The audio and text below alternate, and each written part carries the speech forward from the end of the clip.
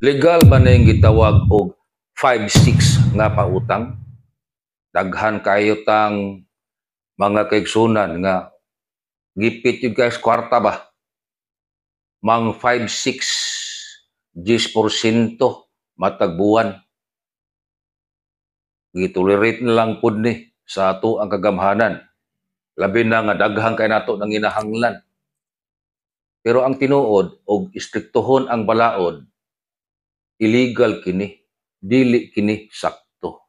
Gituldukan sa ato ang Supreme Court sa daghan na kay mga desisyon. Naglinya na ang mga desisyon sa ato ang pinakataas na hukmanan nga ang interest rate sa utang. Timanin ninyo, og doon na gani written contract, unya valid ang written contract, dili mulapas 12% matag tuig. Walay written contract or wa nagsabot pilay interest or dunay kontrata apan invalido 6% matag tuig.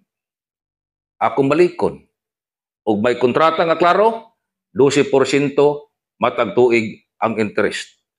Way kontrata nga klaro, wa masabuting tarong nga interest 6% matag tuig.